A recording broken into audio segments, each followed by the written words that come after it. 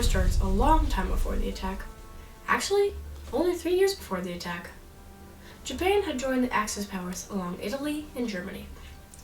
As World War II progressed, the US had no reason to join the war. That's what they thought. The US had, since 1934, been cutting Japan off the supplies sent to them. Japan did not take this kindly.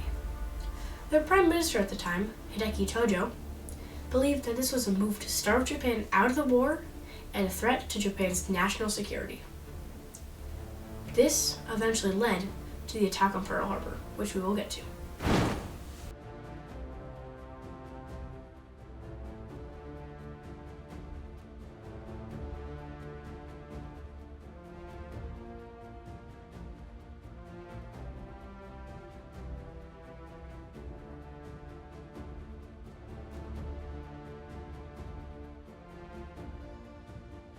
One question you might be wondering is, why did the US even try to get Japan out of the war in the first place?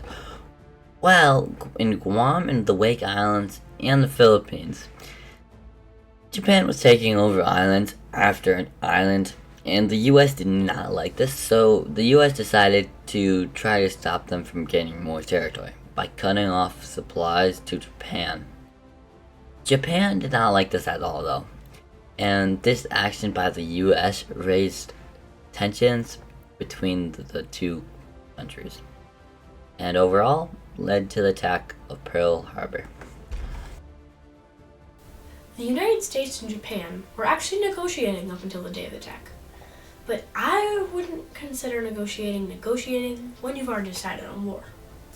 The Prime Minister, Hideki Tojo, had decided on war for the attack to occur even while they were negotiating. The order for the Japanese attack was issued on November 6, 1941. On November 6, though, the task force began moving toward Pearl Harbor. Although at the time, Japanese commanders were instructed that they might have to go back in case there was a good outcome of the negotiations. As the Japanese task force moved about 275 miles from Pearl Harbor, they launched about 360 planes in total, all going towards their final destination of Pearl Harbor. Now, we mentioned earlier that Japanese Navy forces approached about 275 miles from Pearl Harbor. And now you might be thinking, how did the Japanese get so close without the US seeing them or raising suspicion? Well, the US did know where they were until somehow they lost their location. The generals at Pearl Harbor could not talk to each other for some security reasons, and this eventually led to their downfall. The attack on Pearl Harbor began on December 7th, 1941 at 7:55 a.m. It was so unexpected that the people at Pearl Harbor and near Pearl Harbor were not ready for anything. The Japanese attack within the first wave had about 200 planes. That's a lot. The first wave there were bombers, torpedo planes, and fighters. During the attack, some people thought they were going to die every single second. There were in total 3,400 casualties and 2,300 killed. And the Japanese only lost 29 to 60 planes and submarines. There were only 360 people attacking Pearl Harbor. The response to the attack was... How much damage did the Japanese really do? Well, after the attack, the US just needed to repair some ships. The US had a lot of ships already in the naval force, like 100 or more. So the attack on Pearl Harbor really didn't do too much damage.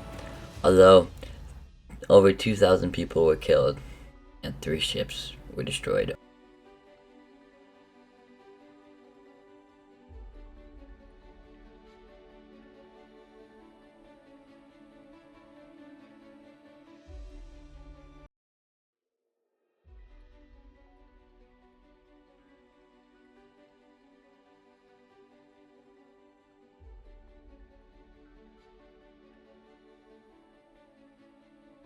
That was the President Franklin D. Roosevelt declaring the declaration of war.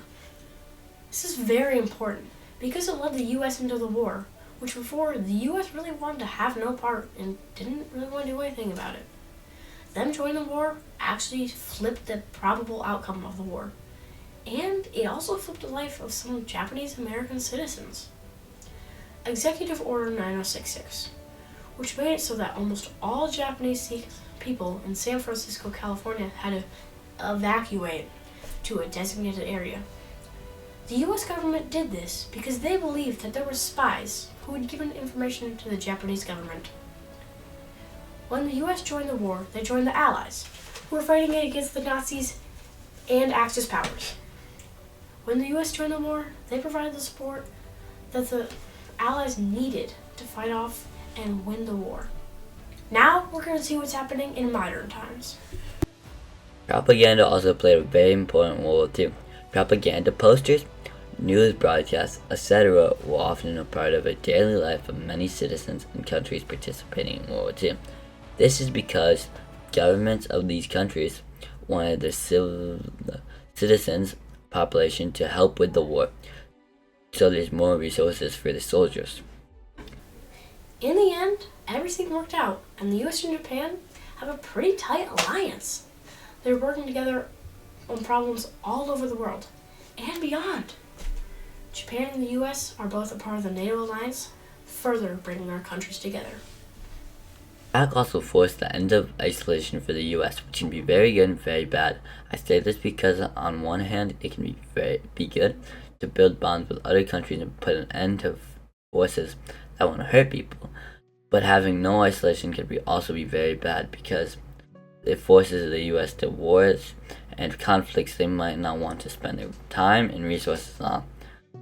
And they could be using time and resources for people or things that might be in desperate need of help. Overall, some people might say that going to war was not in the best interest of the United States. But in the end, bringing the United States into World War II marked a turning point in history because it contributed to the victory for the Allies, the creation of the United Nations and NATO, and springboarded the United States into a world superpower.